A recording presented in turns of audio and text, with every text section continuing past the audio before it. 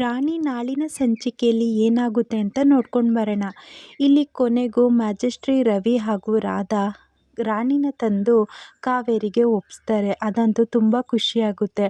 ಅದ್ರ ಜೊತೆ ಸತ್ಯ ಬಂದು ಮ್ಯಾಜಿಸ್ಟ್ರಿ ರವಿ ಅವ್ರ ಹತ್ರ ಮಾತಾಡ್ತಾರೆ. ನಿಮ್ಮಿಂದ ತುಂಬ ಉಪಕಾರ ಆಯಿತು. ಇವತ್ತು ನನ್ನ ತಂಗಿ ಹಾಗೂ ತಂಗಿ ಮಗಳು ಖುಷಿಯಾಗಿದ್ದಾರೆ ಅಂದರೆ ಅದಕ್ಕೆ ನೀವೇ ಕಾರಣ. ಯಾಕಂದರೆ ನೀವು ಪೆರಲ್ ಬೇಲ್ನಿಂದ ರಾಣಿ ಇನ್ನೊಂದು 8 ದಿನ ಮನೇಲಿರುವಂಗೆ ಮಾಡಿದ್ರಿ.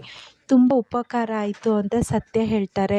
ಈ ವಿಚಾರ ಕೇಳಿ ಮ್ಯಾಜಿಸ್ಟ್ರಿ ರವಿಯವರಿಗಂತೂ ಆಶ್ಚರ್ಯ ಆಗ್ತಾರೆ. ಅವರೊಂದು ಸತ್ಯ ಹೇಳ್ತಾರೆ, ನೋಡಿ ನಿಮ್ಮ ತಂಗಿ ಹೊರಗೆ ಬಂದಿರ್ಬೋದು, ಪೆರಲ್ ಬೇಲ್ ಮೇಲೆ ಹೊರಗೆ ಬಂದಿದ್ದಾರೆ, ಆದರೆ ಅದಕ್ಕೆ ನಾನು ಕಾರಣ ಅಲ್ಲ ಅಂತ ಈ ಕಡೆ ರವಿ ಹೇಳ್ತಾರೆ. ಇದನ್ನು ಕೇಳಿ ಸತ್ಯನಿಗಂತೂ ತುಂಬ ಶಾಕ್ ಆಗಿಬಿಡುತ್ತೆ. ಏನು ಹೇಳ್ತಿದ್ದೀರಾ ನೀವಲ್ವಾ ಅಂತ ಕೇಳ್ತಾನೆ. ಇಲ್ಲ ನಾನಲ್ಲ, ಹೌದು ರಾಣಿ ನಿನ್ನೆ ಬಂದು ಮಾತಾಡಿದ್ಲು, ನಾನು ನಿಮ್ಮ ಜೊತೆ ಬರ್ತೀನಿ, ರಾಧಾ ಆಂಟಿನ ರಾಧಾ ಅಮ್ಮ ಅಂತ ಒಪ್ಕೊಳ್ತೀನಿ, ಆದರೆ ನಮ್ಮಮ್ಮನ ಜೈಲಿಂದ ನೀವು ಹೊರಗೆ ತರಬೇಕು ಅಂತ ಕೇಳಿದ್ಲು, ಆದರೆ ನಾನಂತೂ ಬೇಲಿಗೆ ಅಪ್ರೂವಲ್ ಮಾಡಿಲ್ಲ, ನಾನು ಬೇಲ್ ಕೊಡಿಸ್ಲಿಲ್ಲ ಅಂತ ಈ ಕಡೆ ಮ್ಯಾಜಿಸ್ಟ್ರಿ ರವಿಯವರು ಹೇಳ್ತಾರೆ. ಇದನ್ನು ಕೇಳಿ ಸತ್ಯನಿಗಂತೂ ಇನ್ಯಾರು ಕೊಡಿಸಿರ್ಬೋದು, ಏನಾಗಿರ್ಬೋದು ಅಂತ ಲಾಯರ್ ಲಂಬೋದರ್ ಹತ್ರ ಬಂದು ಕೇಳ್ತಾರೆ.